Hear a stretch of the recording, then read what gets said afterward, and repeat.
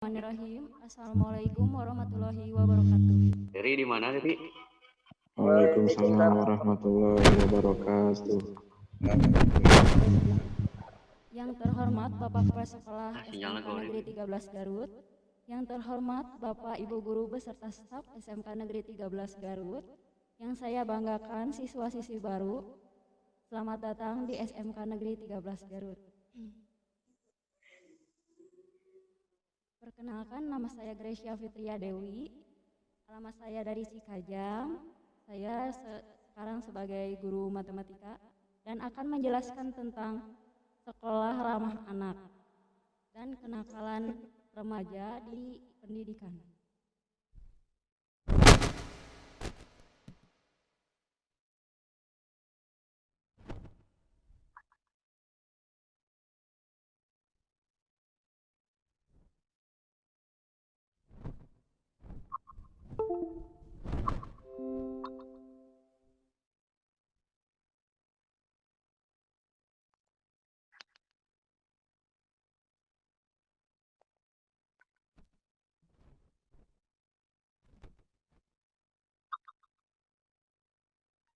Yang saya akan paparkan yang pertama yaitu tentang definisi sekolah ramah anak, yang kedua konsep sekolah ramah anak, yang ketiga komponen, selanjutnya tujuan, tahapan pembentukan sekolah ramah anak, dan yang terakhir kenakalan pada anak.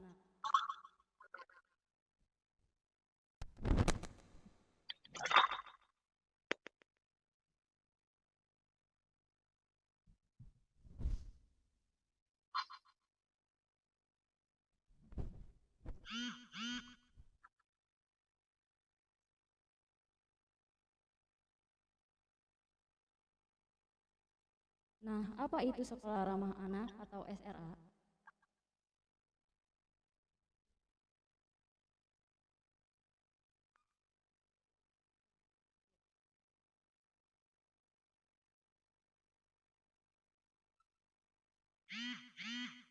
Sekolah ramah anak atau SRA adalah satuan pendidikan formal, non-formal, dan informal yang aman, bersih dan sehat, peduli dan berbudaya lingkungan hidup, mampu menjamin, memenuhi, menghargai hak-hak anak,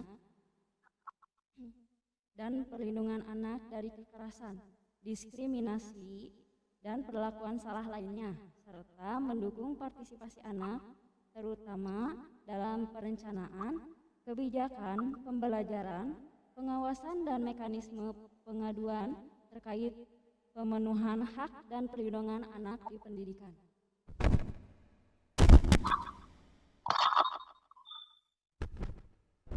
Nah, konsep sekolah ramah anak, cegah kekerasan,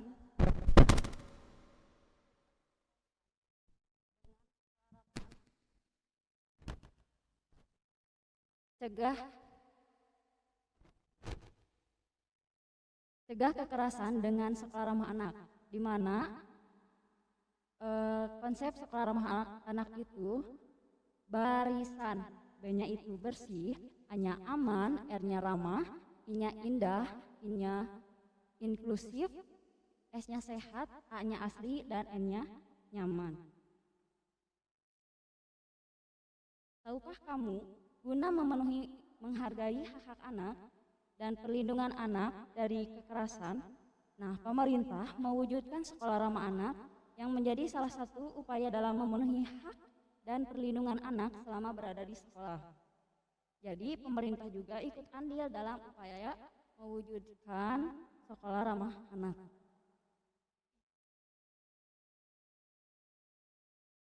Selanjutnya yaitu komponen sekolah ramah anak. Ada 6 ya komponen yang mendukung SRA atau sekolah ramah anak. Yang pertama, kebijakan SRA. Kebijakan SRA yang pertama yaitu kebijakan SRA yang pertama adanya komitmen tertulis SK Tim SRA, program yang mendukung SRA. Yang kedua, pelaksanaan program belajar yang ramah anak. yakni penerapan disiplin positif. Yang ketiga, pendidik dan tenaga kependidikan terlatih hak-hak anak dan SRA. Yang keempat, sarana dan prasarana yang ramah anak, yaitu tidak membahayakan anak dan mencegah anak agar tidak celaka. Yang kelima, partisipasi anak, yaitu siswa-siswi juga harus ikut andil dalam program SRA ini ya. Yang keenam, komponen yang mendukung yang terakhir yaitu partisipasi orang tua, lembaga masyarakat, dunia usaha, stakeholder lainnya, dan alumni.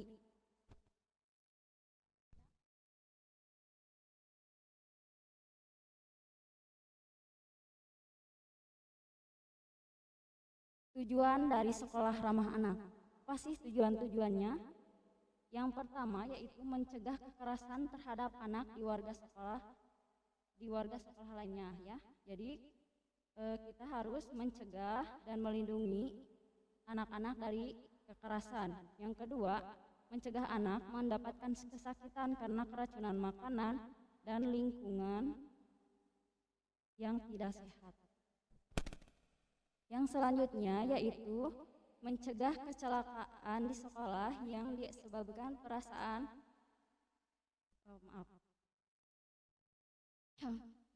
Yang ketiga yaitu mencegah kecelakaan di sekolah yang disebabkan oleh prasarana maupun bencana alam.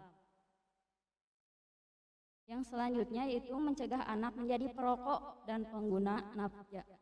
Nah, ini ada kata-kata perokok. Jadi hati-hati ya buat siswa-siswi ya yang masih kan sekarang peralihan dari SMP ke SMK, apalagi sekarang kan terpantau dari sekolahnya itu kan agak minim karena daring. Hati-hati ya, jangan sampai kalian menggunakan rokok, karena rokok itu bisa membunuhmu. Kan ada slogannya, merokok bisa membunuhmu. Hati-hati ya. Tolong, apalagi laki-laki ya, banyak yang suka merokok karena kalian masih terlalu dini untuk mengenal hal merokok, apalagi nafya. Selanjutnya yaitu tujuan dari SRA menciptakan hubungan antar warga sekolah yang lebih baik, akrab dan berkualitas. Yang selanjutnya memudahkan pemantauan kondisi anak selama anak berada di sekolah. Yang selanjutnya memudahkan mencapai tujuan pendidikan, menciptakan lingkungan yang hijau dan tertata. Ciri khusus anak menjadi lebih betah di sekolah. Anak terbiasa dengan pembiasaan yang positif. Jadi dengan sekolah ramah anak, kita selalu berpikiran positif, melakukan hal-hal yang positif, seperti itu.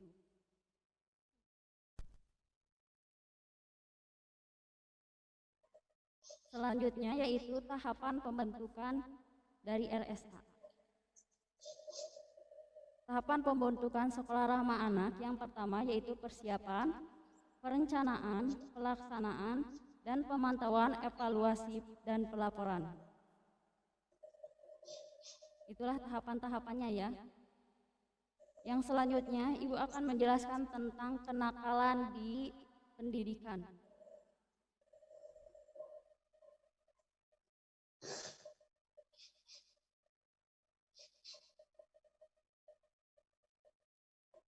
Pendidikan dan kekerasan.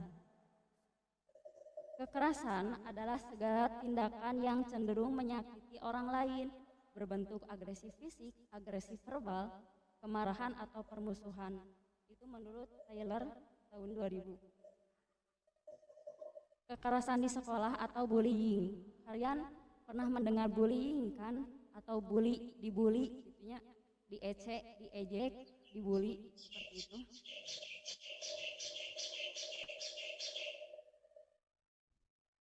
Bullying atau bully yaitu perilaku agresif yang dilakukan berulang-ulang oleh seseorang atau sekelompok siswa yang memiliki kekuasaan terhadap siswa-siswi lain yang lebih lemah dengan tujuan menyakiti orang tersebut.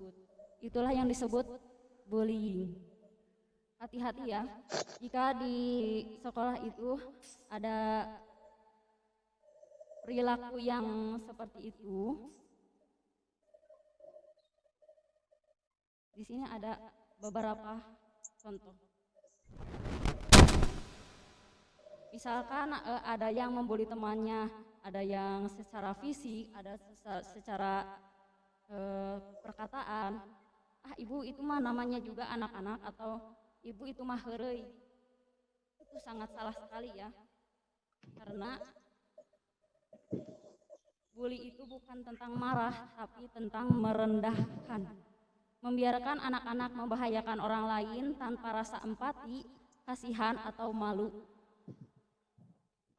Nah, berikut ada gambar-gambar dari kekerasan. Ya.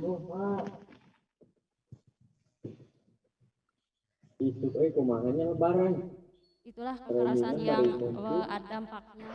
Dampak dari kekerasan berikut yang seperti itu.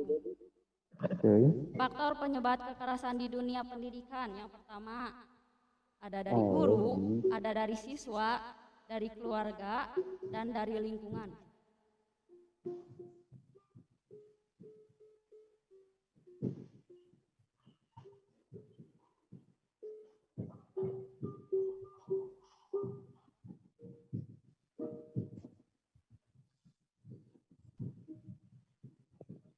Sekarang Ibu akan menjelaskan tentang tipe kekerasan ya.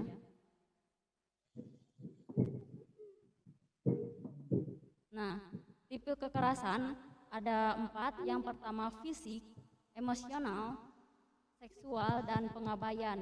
Itu ada tipe-tipe kekerasan. Next. Apakah di sini kalian pernah ada yang mengalami bullying? Dibully atau pernah membuli? Next.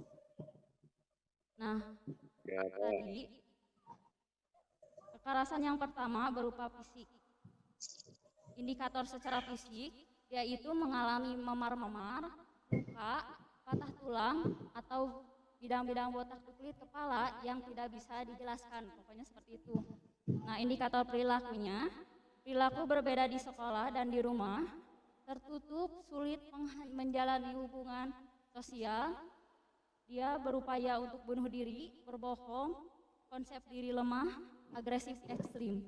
Itulah yang menyebabkan kekerasan fisik ya. Next, Pak.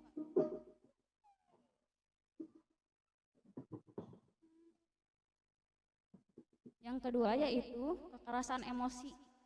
Indikator secara fisiknya itu gangguan komunikasi, penundaan perkembangan fisik, dan indikator perilakunya, perilaku berbeda di sekolah dan rumah, tertutup, sulit menjalani hubungan sosial, upaya bunuh diri.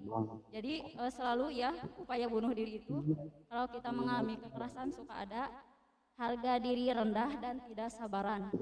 Itulah kekerasan emosi. Jadi kalian hati-hati ya dalam berperilaku, apalagi emosian terhadap orang lain, bisa menyebabkan orang lain itu berperilaku berbeda di sekolah, menjadi tertutup seperti itu.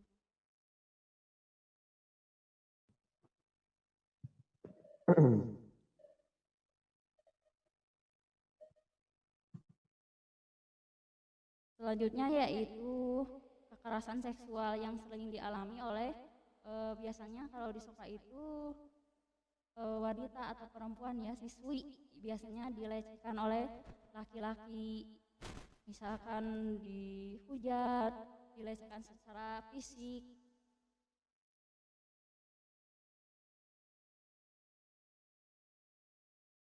Dan yang terakhir yaitu pengabaian.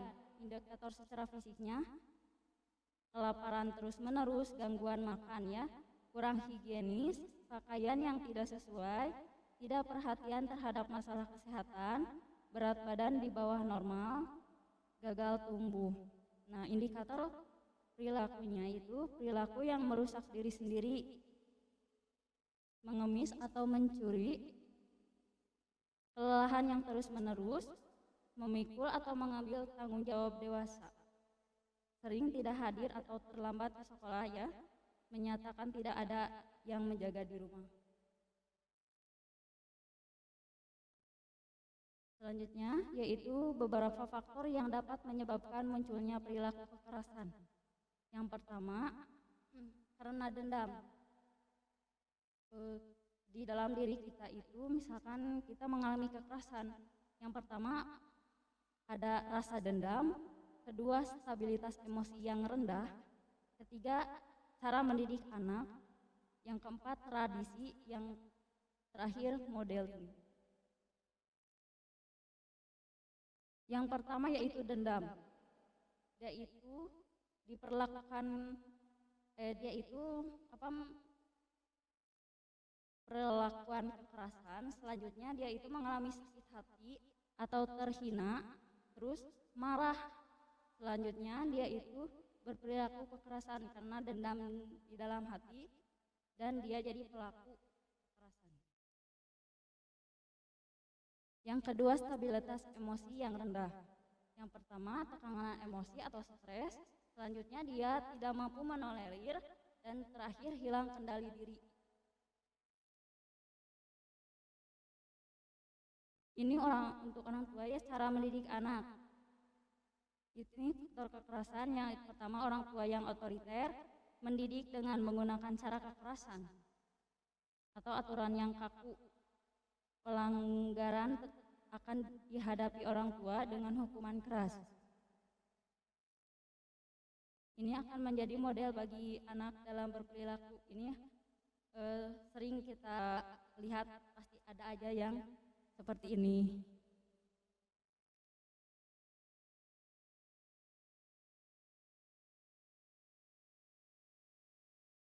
Akibat dari bully ya. Next patras ya teman.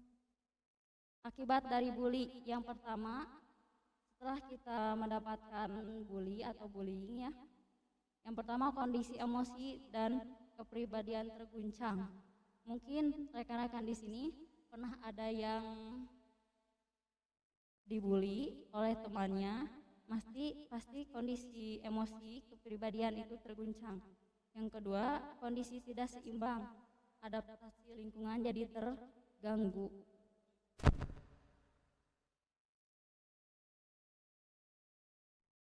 Jadi mengakibatkan prestasi di sekolah yaitu ketidakhadiran, mengurangi proses belajar, mengurangi waktu pengajaran. Jadi kekerasan itu berdampaknya pada prestasi ya. Apa yang bisa kita lakukan sebagai kaum yang lebih tua atau dewasa, misalkan orang tua atau guru ya? Dengarkan mereka, hargai pendapat mereka. Yang kedua, tanyakan tentang diri mereka. Berikan mereka kejujuran dan positif feedback, jangan kritikan. Selanjutnya, bantu mereka untuk belajar dari kesalahan. Biarkan mereka bermimpi, bermimpilah bersama. Orang tua dan guru saling berhubungan. Biarkan mereka tahu bahwa Anda tersenyumlah pada mereka. Lihat matanya saat berbicara pada mereka. Usahakan Bapak Ibu makan bersama setidaknya sekali dalam sehari. Ini mah udah kebiasaan orang Sunda ya, kita udah sering makan bersama. Ucapan terima kasih pada mereka, ajarkan mereka untuk menghormati perbedaan, beri mereka pujian. Itu untuk pada orang tua ya. Nah, sekarang kalau sebagai kaum muda, untuk kalian ya, yang pertama, dengarkan teman Anda.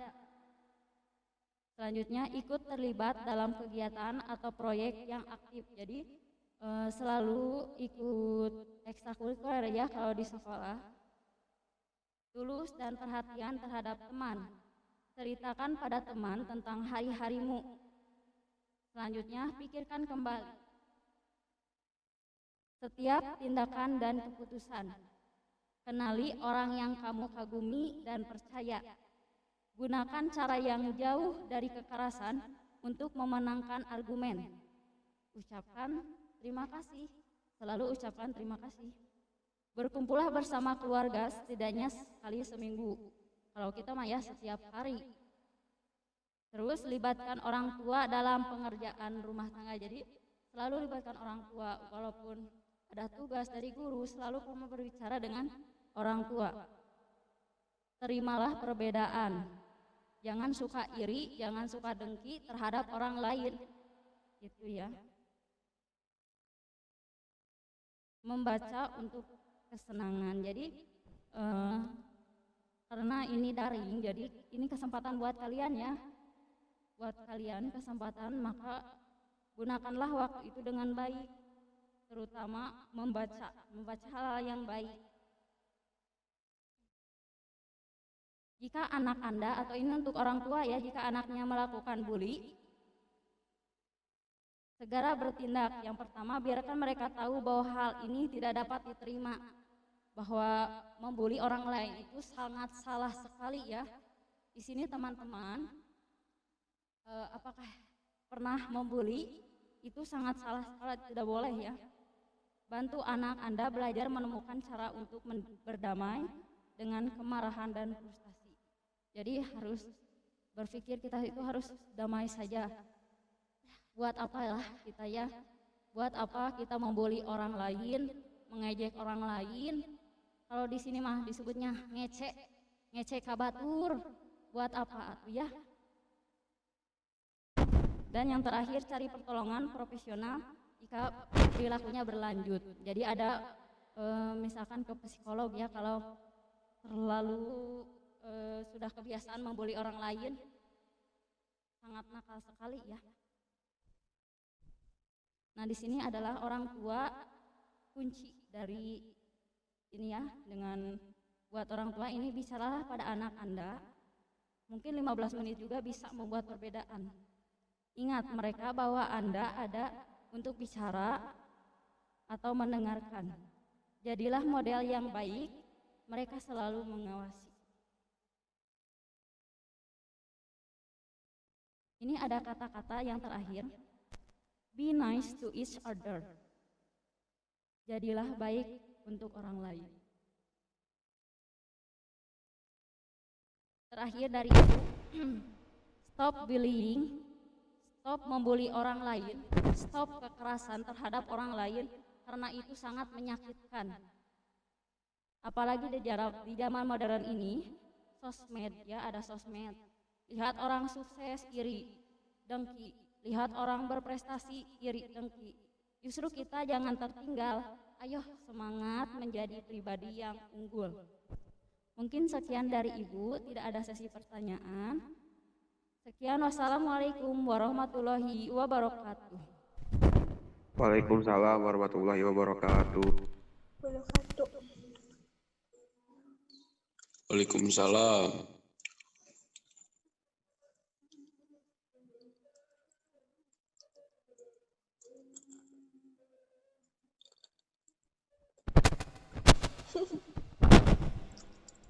Neng.